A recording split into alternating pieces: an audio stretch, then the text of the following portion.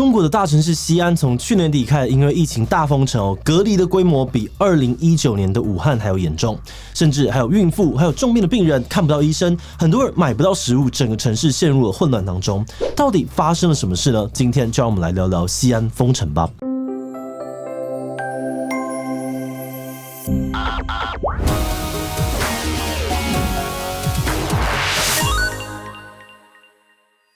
Hello， 大家好，我是志奇。从去年的12月开始，西安因为出现了社区感染，官方宣布大封城，到昨天宣布逐步解封为止，已经持续了将近3个礼拜。而西安被隔离的人数已经超过了武汉封城的规模，包含像是医疗还有物流体系也一度面临崩溃。而微博上面有不少的民众抱怨买不到食物，还有孕妇因为看不到医生在医院里面流产。而这种种的混乱状况呢，连中国的官媒都看不下去，出面批评，甚至还有官员因此下台。而今天就让我们一起来看看西安到底发生了什么事？为什么疫情过了2年，中国的防疫经验那么丰富，还会出现那么严重的混乱呢？不过在开始之前，按照惯例，先让我们进一段广告。最近志奇团队在招募厉害的新伙伴喽，我们想要征求全职的影片内容企划和定期合作的特约作者。那如果你是想要应征全职的影片内容企划，你会加入我们团队，跟我们一起追时事、聊议题、写脚本、发想节目企划，迎接各种经营频道会遇到的挑战。那如果你应征的是特约作者，你将会成为定期提供我们稿件的合作伙伴，并透过远端协作方式跟团队一起撰写志奇机器的脚本。不管你有什么样的知识领域专长，只要你擅长写作，很会收集资料，逻辑清晰，具备独到的观点，而且乐于沟通，能把复杂的东西简单说清楚，那你就是我们希望能邀请到的人才。那当然，如果你已经有文字、影音创作或者是节目频道经营的相关经验，那就更棒喽。那如果你认同这一期7频道的理念，也想要加入我们的行列，那就赶快上我们的官网去看看职缺内容吧。2019年疫情爆发之后，中国一直用清零政策来严格防疫，而过去也一直算控制的不错。不过在去年的12月，中国的本土确诊数又开始有一个比较大的增长，而且很多案例都集中在陕西的省会西安。在12月9号的时候，西安的本土确诊案例还只有1例，但是到了23号，本土的确诊数字来到了63例，2个礼拜累计的本土确诊人数呢达到了227例，而且病毒已经开始扩散到附近的城市，感染链到现在都还没有办法厘清。而为了防堵疫情，西安政府在22号当天宣布封城，1300万的人口被要求待在家里，每户2天才可以派1个人出去采买物资。同时，政府也要求民众非必要不离开西安，有特殊原因要离开的人，除了要有2天内的 PCR 阴性证明，还要有社区管理人员的许可。另外呢，整个城市的公共交通也几乎停摆，长途客运、火车、飞机的班次差不多全部被取消，而连计程车呢也被要求不能够走出市区。所以有不少人抱怨说，即便呢有阴性的证明，基本上也很难拿到离开西安的许可。就算拿到了许可，也没有交通工具可以离开，很多的外地人就这样子被困在了西安。而在封城以后，西安政府做了好几次的全程普筛。25号呢，当地确诊人数突破了100人，2天以后呢，再涨到了175人，创下了历史新高。那因为数字一直压不下来西安政府又再一次的加强了封城的力道，民众从2天出门一次变成完全不能够出门买东西，只有做 PCR 检测的时候才可以出去。而到了1月1日呢，确诊数字已经稍稍的回落到了2位数，但网络上面呢有不少的传闻说，陕西省政府进一步的要求要西安在1月4号前达成社会面清零的目标。这个社会面清零不是说要完全没有确诊，而是指社区里面的确诊数清零，隔离区里面的不算。这其实是中国蛮常见的防疫 SOP， 目标呢是先把社区里面全部有感染风险的人隔离，然后等到社区清零之后，再让隔离区的人清零，这样就可以达成完全清零的目标。而这个防疫政策有它的道理，但是西安政府的执行方法却引起了很多的争议。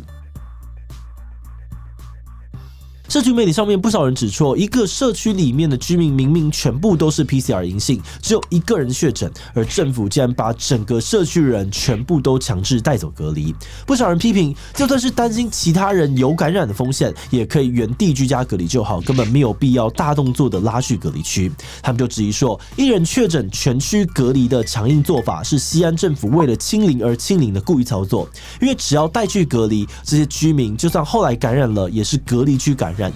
上面看起来还是有达成这个社会面清零的目标，而这就造成了西安的隔离人数超过武汉，除了扰民之外呢，把明明没有感染的人送进了隔离区，也有交叉感染的风险。而除了隔离的问题之外呢，民生问题也让很多人叫苦连天。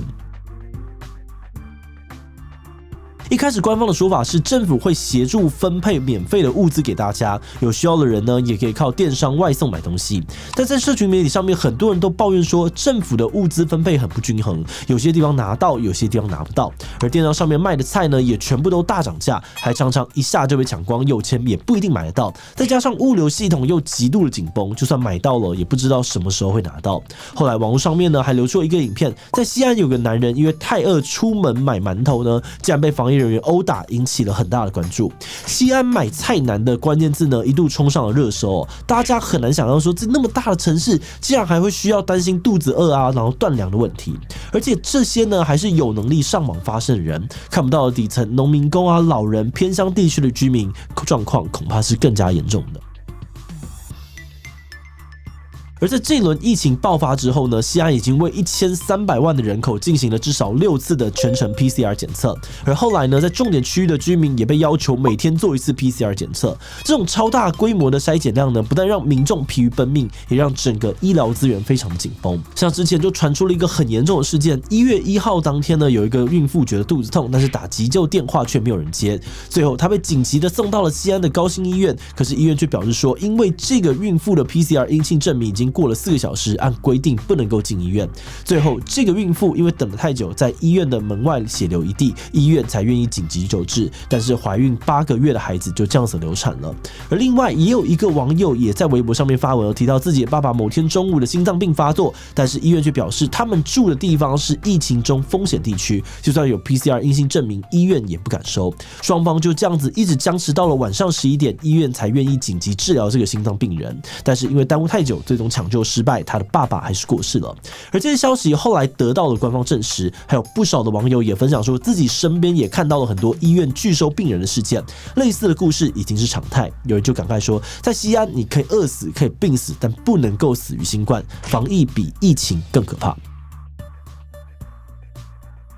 西安防疫的种种乱象引发了非常巨大的民怨。一开始，陕西啊，还有西安政府都出来正能量喊话，说西安只能胜利，强调西安的物资啊，还有人力都很充足，请大家不要担心。官方还在微博上面发了一系列的贴文，关键字是被西安这些抗议瞬间感动了，宣传防疫期间西安的好人好事，民间啊，还有官方怎么帮忙，基层工作人员多么辛苦等等。但民众超级不爽，在这些关键字下面，很多人出来吐槽，骂政府办事不力，甚至呢还直接在陕西政府开的直播下面去刷一整排的请安排小区卖菜。另外呢，还有一个叫做江雪的知名记者写了一篇叫做《长安10日》的文章，记述他在西安看到的种种问题，批评政府一直喊空话，把西安民众变成清零政策下面的牺牲品。而这篇文章也得到了很多中国民众的关注跟转发，甚至连官媒中新社旗下的中国新闻周刊也罕见的发出报道，批评西安防疫管理的混乱。而面对这些巨大的舆论压力，陕西和西安政府也承认说，西安的防疫措施有问题，已经展开了内部检讨，还罢免掉了疫情最严重的雁塔区的区委书记还有副区委书记。而至于前面提到的防疫人员殴打买食物的民众、医院拒收导致孕妇流产等等的新闻，西安政府也出有处理，把涉及的相关人士全部都惩处了一轮。而在5号的时候，西安政府宣布说，社会面基本实现清零，目前确诊数字呢也逐渐的下降到个位数。在经历快3个礼拜的封城之后，西安政府宣布部分地区逐步解封。那虽然目前看起来西安的状况开始受到控制了，但是这次种种问题让很多人都在追问说，中国疫情过了那么久，照理来说防疫经验应该要很丰富，西安为什么还会严重成这样呢？对于这个问题，不少人认为，除了西安政府本身的管理能力有问题之外呢，另外一个关键是清零政策太严格。那各国面对疫情的政策呢，大概可以分成清零还有共存2种。清零就是跟台湾比较接近的方式，用严格的隔离啊、疫调、筛检，目标呢是要彻底的把病毒从社区当中隔绝。而共存就是用比较宽松的方法，把新冠病毒呢当成流感看待，只要打了疫苗，死亡率还有重症率没有太高，就尽量的维持正常社会的运作。那中国从2019 2019年疫情爆发以来，一直都采用最严格的清零政策。事实上，这个策略也非常的成功，跟同样是人口大国的美国、印度比起来，中国的确诊人数非常的少，这也成为了中共最引以为傲的政绩之一。但是这个严格清零的成本跟代价慢慢变得越来越高了。一来是因为 Delta 病毒的感染力呢比过去强很多，二来是西安虽然是一线城市，但不像当初武汉封城那样子能够得到全国上下的资源跟关注，光凭一个地方政府要撑起上千万人口的运转还是非常的吃力。再加上农历新年啊，还有冬奥快到了，中共不允许疫情有再爆发的几率，而西安政府面临中共的压力，也只能够用最极端的手法清零，最后反而引起了防疫比疫情更可怕的反弹。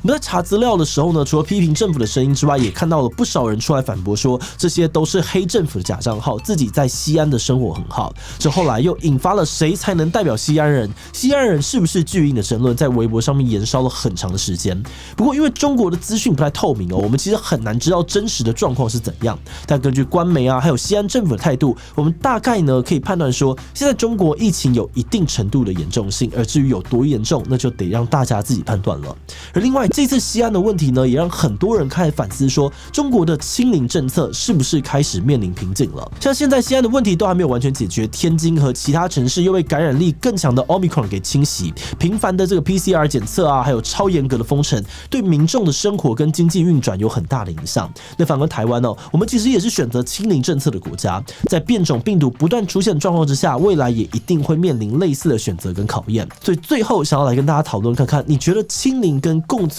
哪个防疫策略比较好呢？清零哦，国外的疫情那么可怕，我们做得好好的哦，不应该要冒险松绑，比共存越早适应疫情才能够越快恢复正常的生活。所以言之过早，应该要先等疫苗覆盖率更高才能够开放共存。提其他留言告诉我们吧。最后，如果你喜欢今天的影片，欢迎分享出去，让更多人知道西安封城。此外呢，也可以点击这个地方看疫情追击令以及中国社会议题的讨论。那么今天的这一期就到这边告一段落，我们明晚再见喽。